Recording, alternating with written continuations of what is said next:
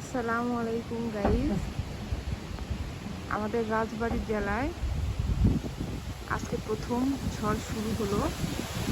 বছরের প্রথম ঝড়, তাই ভাবলাম ভিডিও করে রাখি। আপনাদের কোন কোন জেলায় ঝড় হচ্ছে কমেন্ট করে জানাবেন।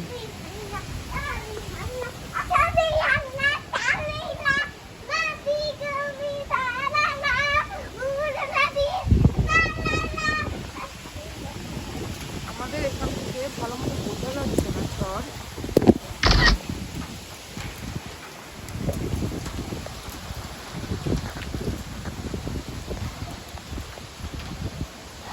প্রচুর ধুলা উঠছে, বাট ক্যামেরায় তো ভালো বোঝা যাচ্ছে না।